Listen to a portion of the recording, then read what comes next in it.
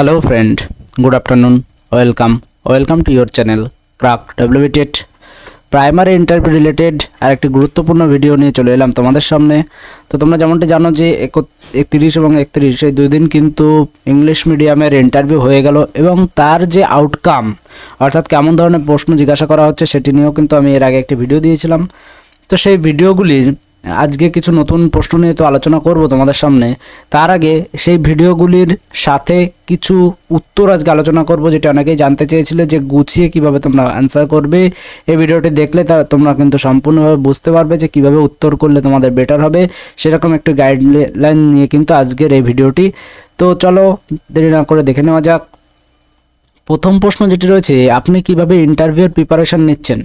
Very important এবং ইন্টারভিউয়ের এন্ট্রির একটি সুন্দর এবং গুরুত্বপূর্ণ বিষয় হতে পারে এই প্রশ্নটি।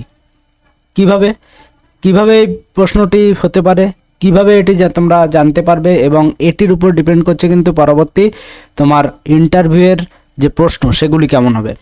তো যারা আমাদের চ্যানেলে নতুন তারা অবশ্যই চ্যানেলটিকে সাবস্ক্রাইব করে নিও এবং বেল আইকনটিকে অন করে নিও। যারা এখনও টেলিগ্রাম গ্রুপে জয়েন হয়নি, এই কিউআর কোড স্ক্যান করে তোমরা টেলিগ্রাম গ্রুপে জয়েন হয়ে যেতে পারো, অথবা ডেসক্রিপশন বক্সে কিন্তু লিঙ্ক দেওয়া আছে। প্রত্যেকের জন্য একটি ফ্রি পিডিএফ রয়েছে। ফ্রি পিডিএফটি তোমরা কীভাবে পাবে তার জন্য সম্পূর্ণ ভিডিওটি দেখতে থাকো, প্রত্যেকে বিনামূল্যে পিডিএফটি পাবে। তো প্রথম প্রশ্ন যেটি রয়েছে, আপনি কিভাবে ইন্টারভিউ প্রিপারেশন নিচ্ছেন? তো এই প্রশ্নটি ফেস করলে তুমি যেভাবে উত্তর দেবে সেই উত্তরটি এভাবে তুমি দিতে পারো। দেখো, একটা বিষয় যে প্রথমত তোমাকে যদি জিজ্ঞাসা করা হয় যে তুমি কিভাবে ইন্টারভিউর প্রিপারেশন নিচ্ছ, তো সেখানে অনেকেই একটু ইতস্তত বোধ করবে যে এরকম প্রশ্ন আমি কি উত্তর দেব। তো এখানে কিন্তু অনেকে নিজে বোঝাতে চায় যে স্যার আমার চাকরিটা খুব প্রয়োজন, এরকম একটি বিষয় কিন্তু প্রকাশ করতে চায়। কিন্তু আমি বলবো এই বিষয়টি ইন্টারভিউতে প্রকাশ করে তোমার কিন্তু লাভ হবে না। কিন্তু লাভ কি হবে? লাভ হবে যদি স্টুডেন্টের বেনিফিটটা তুমি তাদের সামনে সুন্দরভাবে তুলে ধরতে পারো। তো সেই বিষয়টি কিন্তু এরকম সেইভাবে উত্তরটি করা রয়েছে। প্রত্যেকটি উত্তরের অনেক আপগ্রেডেশন থাকতেই পারে তোমাদের কাছে, তোমরা আরও বেটার অ্যান্সারও দিতে পারো। আমি একটি অ্যান্সার তোমাদের সাজেস্ট করছি, এর থেকে ভালো উত্তর যদি হয় তোমরা অবশ্যই কমেন্টে তোমরা সাজেস্ট করো। তো দেখো, উত্তরটি দিতে পারো, স্যার আমার জীবনের একমাত্র লক্ষ্য একজন আদর্শ শিক্ষক হওয়া।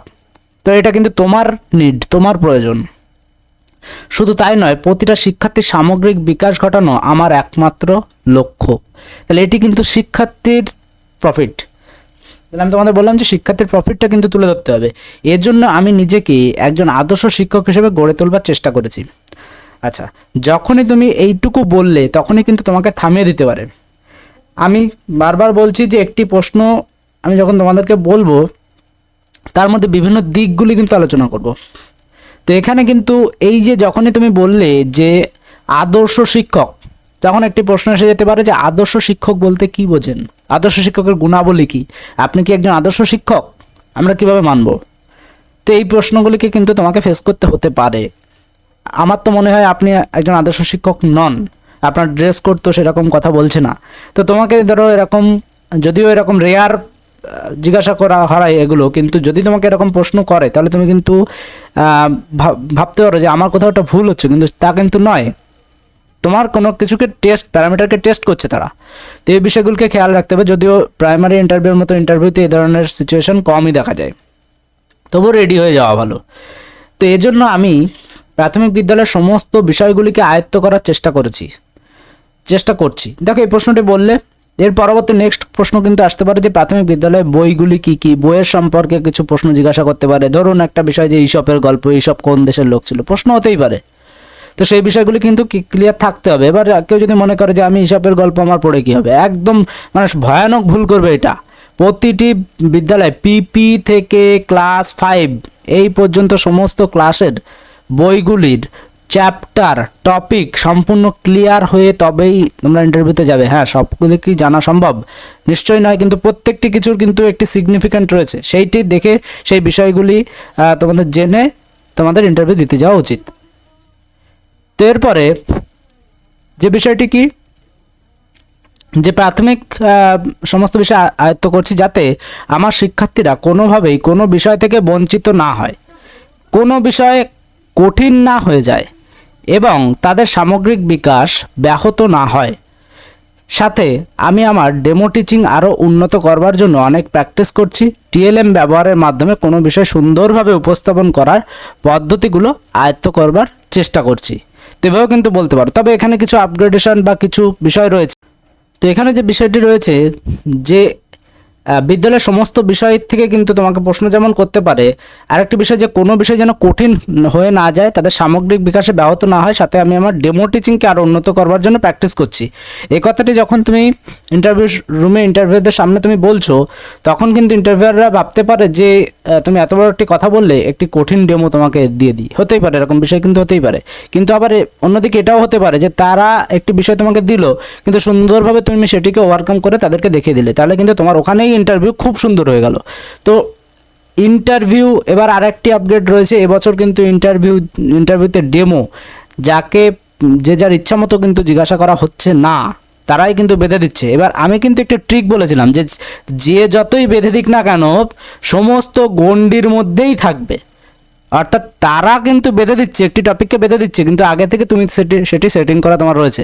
তো এই বিষয়গুলোকে জানতে হলে আমাদের পিডিএফটি ফলো করতে হবে, আমাদের সমস্ত ক্লাসগুলিকে ফলো করতে হবে। একদিন কোনো ক্লাস করে কিন্তু এই বিষয়গুলি বুঝতে পারবে না। তো এখানে ডেমো টিচিংকে আরও উন্নত করবার জন্য আরও প্র্যাকটিস করছি। টিএলএম ব্যবহারের মাধ্যমে কোনো বিষয়কে সুন্দরভাবে উপস্থাপন করার পদ্ধতিগুলো আয়ত্ত করছি। টিএলএম এর প্রকারভেদ থেকে কিন্তু প্রশ্ন হতে পারে, যে কোনো জায়গা থেকে প্রশ্ন হতে পারে। এই টিএলএম এর প্রকারভেদ কিন্তু জিজ্ঞাসা করতে পারে। সুতরাং তোমাকে এই বিষয়গুলো যে কিওয়ার্ড এখানে ইউজ করছো সবগুলি সম্পর্কে নলেজ রাখতে হবে, এবং সেভাবেই কিন্তু এই উত্তরটি সাজানো হয়েছে যাতে এই ধরনের প্রশ্নের উত্তর তোমরা দাও এবং সেখান থেকে এই কিওয়ার্ড থেকে তোমাকে প্রশ্ন করে এবং তুমি সেই উত্তর সুন্দরভাবে দিয়ে বেরিয়ে যাও। ইন্টারভিউয়ার তোমাকে ভাববে যে তুমি অনেক কিছুই জানো, আসলে কিন্তু তোমার দেখানো পথেই তোমাকে তারা প্রশ্ন করলো। তো এটি হচ্ছে স্মার্ট ইন্টারভিউ হবে। তো এই পদ্ধতিগুলো শিখতে হবে। তো এর পরবর্তী আমি এখানে একটি দুটো 10-5টা লাইন লিখে দিলাম, মুখস্থ করে চলে গেলে ওইরকম ধরনের ক্লাস আমাদের একটিও না, এবং সেরকম ধরনের বিষয় কিন্তু আমরা একটিও বলি না। একটা উত্তরের মধ্যে দিয়ে অনেকগুলো উত্তর তোমরা করার অ্যাবিলিটি কিন্তু তৈরি হয়ে যাবে ভিডিওগুলি দেখলে। এরপরে রয়েছে বাচ্চাদের এবিসিডির ধারণা দেবেন কিভাবে। দেখো, এই বাচ্চাদের এবিসিডি ধারণা দেবেন কিভাবে, এই প্রশ্নটি যদি তোমাকে জিজ্ঞাসা করে তাহলে তোমাকে প্রথমে বলতে হবে, স্যার আমি বাচ্চাদের এবিসিডির প্রথমে সে কোন ক্লাসে রয়েছে, যদি সে পিপি শ্রেণীতে থাকে তাহলে খুব সহজভাবে তাদেরকে বোঝানোর চেষ্টা করব যে এবিসিডি বোঝানোর আগে তাদেরকে আমি কিছু ছবি দেখাবো। ধরো প্রথমে আমি একটি আপেলের ছবি দেখালাম, তাহলে অ্যাপেলের একটি ছবি দেখালাম। নেক্সট একটা বলের ছবি দেখালাম, নেক্সট একটা ক্যাটের অর্থাৎ বিড়ালের ছবি দেখালাম। তো তাদের কিন্তু আমি শুধুমাত্র ছবি দেখাবো আগে। এইবার ছবি দেখে তাদেরকে বলবো, বলো তো এটা কি। নিশ্চয়ই তারা ইংরেজিতে বলতে পারবে না, তারা বলবে কি এটি আপেল। তাহলে হ্যাঁ, তুমি তখন তাকে বলবে অ্যাপেল। তুমি তখন বোর্ডে এটিকে লিখে দিতে পারো APPLE অ্যাপেল। বল দেখালে তারপর বলও কিন্তু তুমি এটিকে বোর্ডে লিখে দিতে পারো। এরপর ক্যাট বিড়াল তারা বললো, তোমরা ক্যাটটি লিখে দিলে।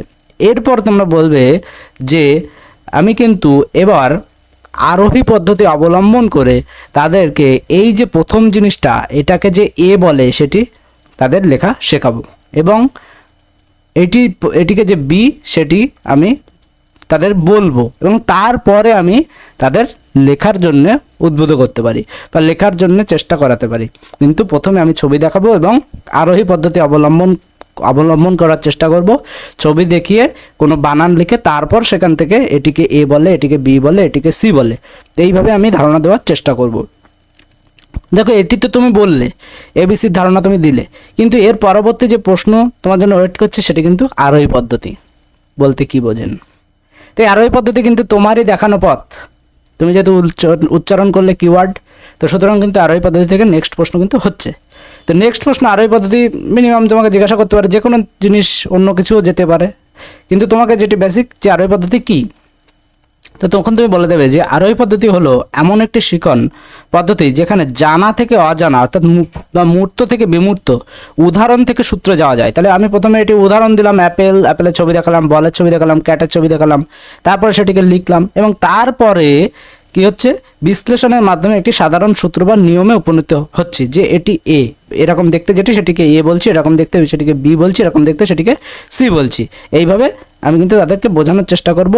এবার তারা তো যদি জিজ্ঞাসা করে তো এটুকুতে সন্তুষ্ট তারা হয়ে যাচ্ছে, কিন্তু পরবর্তীতে আরোহী পদ্ধতি সম্পর্কে প্রশ্ন জিজ্ঞাসা করতে পারে। তো আরোহী পদ্ধতি সম্পর্কে প্রশ্ন জিজ্ঞাসা করলে তোমরা বলে দেবে যে আরোহী পদ্ধতি বা ইন্ডাকটিভ মেথড হলো এমন একটি শিখন পদ্ধতি যেখানে জানা থেকে অজানা, মুক্ত থেকে বিমুক্ত বা উদাহরণ থেকে সূত্রে যাওয়া হয়। অর্থাৎ কোনো নির্দিষ্ট উদাহরণ পর্যবেক্ষণ ও বিশ্লেষণের মাধ্যমে একটি সাধারণ সূত্র বা নিয়মে উপনীত হওয়া যায়, যা যুক্তিবিদ্যা, ব্যাকরণ এবং গবেষণায় ব্যবহৃত হয়, তাকে আরোহী পদ্ধতি বলে। তো সুন্দরভাবে কিন্তু এটি তোমরা বলে দিতে পারো, এটি তোমরা লিখেও নিতে পারো। এবার এই আরোহী পদ্ধতি উল্লেখ করাতে কিন্তু তারা বুঝলো যে হ্যাঁ তুমি তোমার অনেক নলেজ আছে শিখন পদ্ধতি সম্পর্কে। সাথে সাথে তোমাকে কিন্তু আবার প্রশ্ন করতে পারে যে বলুন তো পড়ানোর যে পদ্ধতি সেটি কি কি রয়েছে, আরোহী পদ্ধতি, অবরোহী পদ্ধতি, আরও যে সমস্ত পদ্ধতিগুলি রয়েছে, প্রকল্প পদ্ধতি, অভিনয় পদ্ধতি, এরকম যে পদ্ধতিগুলি রয়েছে প্রায় 12-13টি পদ্ধতি রয়েছে। তোমরা ডিএলএড এর বই খুঁজলে পেয়ে যাবে, অবশ্যই সেটি জেনে যাবে। এটি কিন্তু প্রিভিয়াস ইয়ার একজন স্টুডেন্টকে কিন্তু এটি জিজ্ঞাসা করা হয়েছিল, সুতরাং অবশ্যই এগুলি জেনে ইন্টারভিউ দিতে যেতে হবে। আমি বাচ্চাদের এবিসিডি কীভাবে ধারণা দেবেন 2 লাইনে বলে দিলাম, তোমরা গিয়ে উত্তর করে আসলে ওভাবে ওই একটি প্রশ্নকেই কভার করা যাবে, অন্যগুলি যাবে না। সিডব্লিউএসএন ডিটেলস, সিডব্লিউএসএন নিয়ে কিন্তু প্রশ্ন জিজ্ঞাসা করা হচ্ছে। সিডব্লিউএসএন কি, তার আগে যারা ইন্টারভিউয়ের প্রিপারেশনের জন্য ইন্টারভিউ প্লেলিস্ট খুঁজে পাচ্ছ না, তারা আমাদের প্লেলিস্টে যাবে। প্রথমে প্লেলিস্ট এভাবে ওপেন করবে এবং সেখান থেকে প্লেলিস্ট অপশনে যাবে এবং সেখান থেকে প্রাইমারি ইন্টারভিউ প্রিপারেশন, এই প্লেলিস্টটি ভিজিট করলে তোমাদের 150-এর অধিক ভিডিও কিন্তু পেয়ে যাবে। যারা ফ্রি পিডিএফ নিতে ইচ্ছুক তারা ইন্টারভিউ ফ্রি পিডিএফ লিখবে, ইন্টারভিউ ফ্রি পিডিএফ লিখবে, লিখে এই নম্বরে হোয়াটসঅ্যাপ করবে, ইন্টারভিউ ফ্রি পিডিএফ লিখে এই নম্বরে হোয়াটসঅ্যাপ করবে, তোমাদের ফ্রি পিডিএফটি দিয়ে দেওয়া হবে এবং আমাদের যে হোয়াটসঅ্যাপ গ্রুপ ইন্টারভিউ প্রিপারেশনে সেখানে জয়েন করে নেওয়া হবে। যারা 3টে পেইড পিডিএফ রয়েছে, পিডিএফ 1, পিডিএফ 2, পিডিএফ 3, পিডিএফ 1-এ বিশেষত্ব হচ্ছে ইন্টারভিউ ভীতি, যে সমস্ত ভয়গুলি, যে বমি বমি ভাব, মাথা ধরা, একটা ভয় কাজ করা, এই সমস্ত ওভারকাম করার জন্য দীর্ঘস্থায়ী একটা মেডিটেশন এবং মেডিসিনের কথা কিন্তু এখানে সাজেস্ট করা আছে। তো সেইগুলি জানতে তোমাদের পিডিএফ 1 দেখতে হবে। পিডিএফ 1-এ সমস্ত বিষয় কিন্তু সুন্দরভাবে দেওয়া আছে, 170-75টি পেজ কিন্তু পিডিএফ 1-এ রয়েছে। পিডিএফ 2-তে তোমরা দেখতে পাচ্ছ, আমি আর বিস্তারিত যাচ্ছি না। পিডিএফ 3-তে প্রিভিয়াস ইয়ার ইন্টারভিউ জিজ্ঞাসা করা 2022, সাথে তার আগের সমস্ত ইন্টারভিউর প্রশ্ন উত্তর সহ এবং সাজেস্টেড প্রশ্ন উত্তর আলোচনা করা আছে। এটুকু বলতে পারি, যদি 3টি পিডিএফ কালেক্ট করো 99.9% প্রিপারেশন কিন্তু এখান থেকে হয়ে যাবে। শুধুমাত্র ডেমো টিচিংটা সুন্দরভাবে তোমাদের দিতে হবে, ডেমো গাইডও দেওয়া আছে। আর যদি তোমাদের বলো যে তোমরা কোন ডেমো দিলে সব কিছুকে ওভারকাম করতে পারবে, সেটি নিয়ে যদি ভিডিওর প্রয়োজন হয় তোমরা কমেন্ট করো, আমি পরের দিন কিন্তু সেরকম একটি ধারণা দিয়ে দেওয়ার চেষ্টা করব। সিডব্লিউএসএন, প্রথমত সিডব্লিউএসএন কি জিনিস সেটি তোমাদের জানতে হবে। তো সিডব্লিউএসএন, যার অর্থ হচ্ছে সিডব্লিউএসএন রয়েছে সিডব্লিউএসএন, যার অর্থ হচ্ছে children with special needs. Children with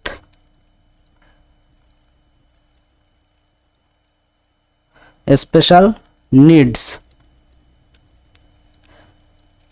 তো সিডব্লিউএসএন এর পুরো নাম হচ্ছে চিলড্রেন উইথ স্পেশাল নিডস। তো এটি কি, যাকে বাংলায় বলা হয় বিশেষ চাহিদা সম্পন্ন শিশু, এটি নিয়ে কিন্তু ইন্টারভিউতে এবার প্রশ্ন জিজ্ঞাসা করা হচ্ছে।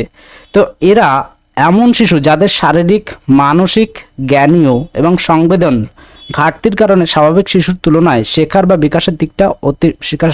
বা বিকাশের দিকে অধিক সহযোগিতার প্রয়োজন হয় এবং এজন্যে এদের বিশেষ শিখন পদ্ধতির প্রয়োজন হয়। তাহলে সিডব্লিউএসএন ক্যান্ডিডেট সিডব্লিউএসএন স্টুডেন্ট বলতে কারা বুঝতে পেরেছো?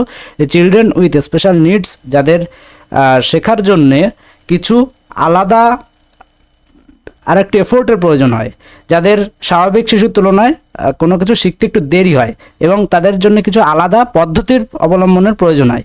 এই সিডব্লিউএসএনের প্রকারভেদ কী কী রয়েছে? শারীরিক প্রতিবন্ধতা, দৃষ্টি বা শ্রবণ শক্তি হ্রাস, মানসিক প্রতিবন্ধকতা, অটিজম স্পেকট্রাম ডিসঅর্ডার, যেটি তোমরা জানো যে এএসডি, অটিজম স্পেকট্রাম ডিসঅর্ডার, এটি নিয়ে এডিএইচডি রয়েছে। শেখার অক্ষমতা রয়েছে, লার্নিং ডিসএবিলিটিস রয়েছে, যেমন ডিসলেক্সিয়া, ডিসক্যালকুলিয়া রয়েছে, ডিসগ্রাফিয়া রয়েছে, কথা বলা বা ভাষার সমস্যা কিছু ডিসঅর্ডার রয়েছে, এগুলি কিন্তু এই CWSN অর্থাৎ চিলড্রেন উইথ স্পেশাল নিডস এই ক্যান্ডিডেটদের মধ্যে কিন্তু এই ধরনের অক্ষমতাগুলি রয়েছে, যেগুলি বললাম তোমরা অবশ্যই সেগুলি একটি নোটস করে নিতে পারো। এরপরে রয়েছে দেখো নিজের ইচ্ছামতো ডেমো নয়। এবছর কিন্তু নিজের ইচ্ছামতো ডেমো কিন্তু তোমাকে দিতে বলা হচ্ছে না। অনেক ক্যান্ডিডেটকেই যে বাংলার ব্যাকগ্রাউন্ড রয়েছে তাকে ইংলিশ থেকে প্রশ্ন করা হয়েছে, ইংলিশের ব্যাকগ্রাউন্ড রয়েছে ম্যাথ থেকে প্রশ্ন করা হয়েছে, এই ধরনের বিষয় কিন্তু এবছর হয়েছে। সুতরাং আমি আগেও যারা আমাদের পুরনো স্টুডেন্ট যারা রয়েছে, পুরনো যারা আমাদের ভিডিওগুলিকে প্রতিনিয়ত দেখো, তারা কিন্তু জানো যে কিভাবে তুমি তোমার প্লেয়ারকে সাজিয়ে রেখেছো, বিভিন্ন জায়গায় প্লেয়ারকে সাজিয়ে রেখেছো। তো এইভাবে যদি সাজিয়ে রেখে পড়াশোনা করো তাহলে যেখানেই বল যাক না কেন সেটি কিন্তু কোনো না কোনো প্লেয়ার ধরেই নেবে। তো এইভাবেই কিন্তু আমাদের ডেমোর গাইড কিন্তু অলরেডি করানো আছে। আরও যদি মনে হয় তোমাদের কমেন্ট করো, আমরা কিন্তু তোমাদের একটি আপডেট দিয়ে দেওয়ার চেষ্টা করব। তো ভিডিওটি ভালো লাগলে একটি লাইক করে দিও, বন্ধুদের মাঝে শেয়ার করে দিও, চ্যানেল নতুন হলে চ্যানেলটিকে সাবস্ক্রাইব করে রাখো। Thank you.